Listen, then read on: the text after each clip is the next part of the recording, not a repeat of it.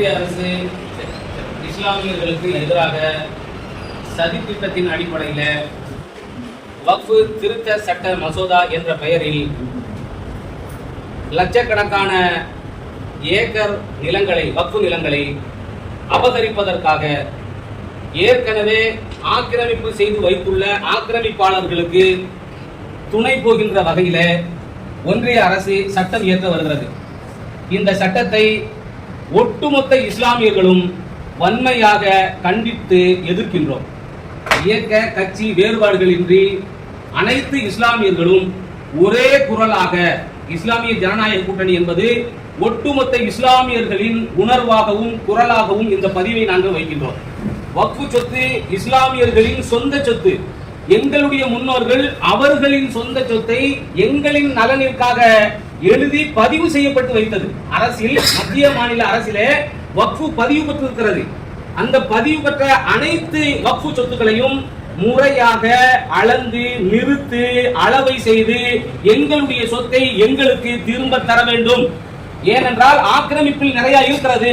அந்த ஆக்கிரமிப்பாளர்களுக்கு ஆதரவாகத்தான் மத்திய அரசு இந்த சட்டத்தை கொண்டு வருகிறது. ஆகவே இந்த வக்ஃபு திருத்த சட்ட மசோதாவை வன்மையாக கண்டிக்கின்றோம், எதிர்க்கின்றோம். இந்த வக்ஃபு என்பது இஸ்லாமியர்கள், எங்கள் முன்னோர்கள் எங்களின் நலனிற்காக கல்வி, வேலை வாய்ப்பு, பெண்கள் உரிமை இவைகளுக்காக பாதுகாப்பை வேண்டி எங்கள் முன்னோர்கள் அவர்கள் சொத்தை முறையாக பதிவு செய்திருக்கிறார்கள். அந்த பதிவை இவர்கள் அகற்றுவதற்காக இந்த சட்டத்தை இயற்றி இஸ்லாமியர்களின் வேதனையை இவர்கள் ஏற்படுத்தி வருகிறார்கள் என்கிற செய்தியை இந்த இடத்திலே நாங்கள் பதிவு செய்து வைத்துக் கொள்கிறோம். இதுதான் வக்ஃபு சொத்து என்பது.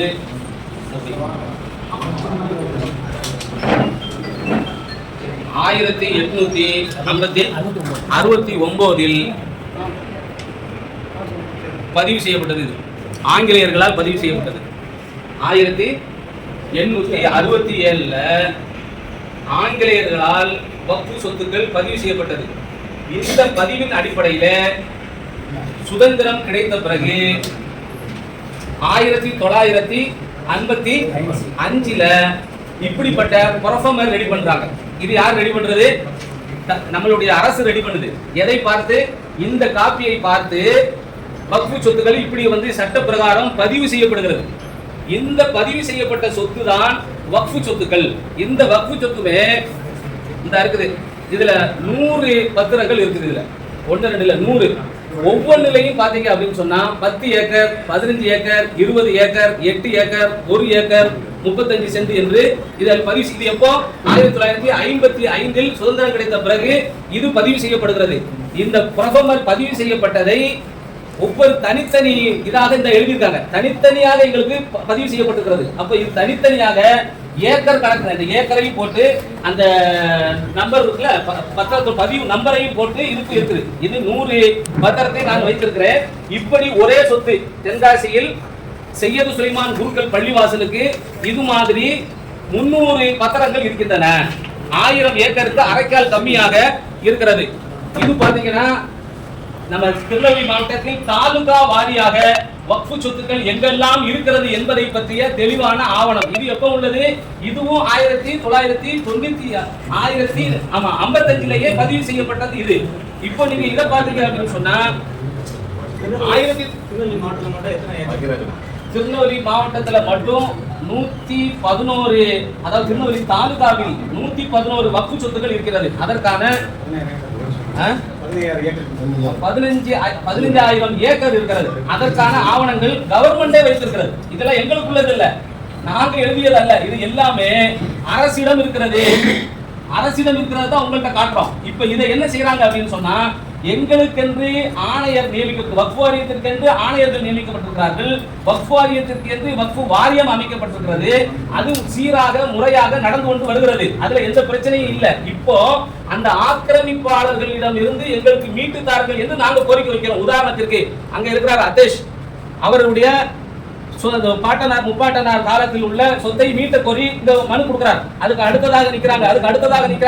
இது எல்லாமே அந்த உரிமைப்பட்டவர்கள் வக்ஃபு சொத்துடைய உரிமைப்பட்டவர்கள், இப்ப இங்க இருக்கிற வக்ஃபு சொத்துடைய உரிமைப்பட்டவர்கள், இப்ப இவங்க நாங்க என்ன கேட்கிறோம் அப்படின்னா, எங்கள் சொத்தை ஆக்கிரமிப்பில் இருக்கக்கூடிய சொத்தை நீங்கள் எங்களுக்கு மீண்டு தாருங்கள் என்று கேட்கிறோம். உதாரணத்திற்கு இந்து சமய அறநிலைத்துறை இருக்கிறது, அது இன்னைக்கு பல கோடி ரூபாய் சொத்தை ஆக்கிரமிப்பிலிருந்து மீட்டு கொண்டு வந்து கொண்டே இருக்கிறது.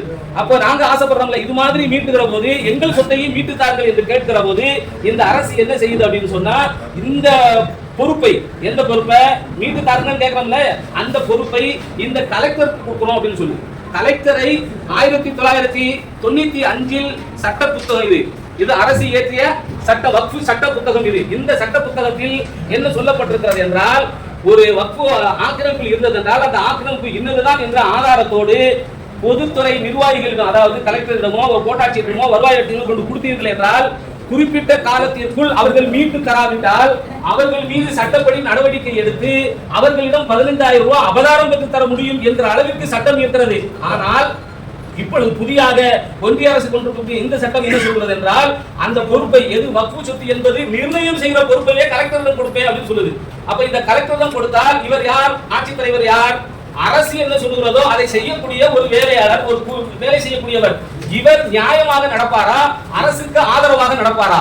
அப்படியானால் எங்கள் சொத்தை பிடுங்கி கொடுப்பதற்கான வேலையை இந்த மத்திய அரசு செய்கிறது. ஆகவே நாங்கள் இஸ்லாத்தை மதிக்கின்றோம். இஸ்லாத்தில் இருக்கக்கூடிய வக்ஃபு சட்டம் என்பது எங்களுக்கு உயிரிலும் மேலானது. வக்ஃபு சொத்தின் மீது கை வைப்பதை சாதாரணமாக இஸ்லாமியர்கள் விட்டுவிட மாட்டோம். இதெல்லாம் எந்த சொத்தையும் அதே மாதிரி குறிப்பிட்டு வக்ஃபு சொத்துக்கள் என்று அல்ல, வக்ஃபு சொத்துக்கள் என்று எத்தனை சொத்துக்கள் இருக்கிறதோ அத்தனை சொத்துக்களையும் மீட்டெடுப்பதற்காக முழு உரிமையோடு இஸ்லாமியர்கள் அனைவரும் போராடி பெறுவோம் என்பதில் நாங்கள் உறுதியாக இருக்கிறோம்.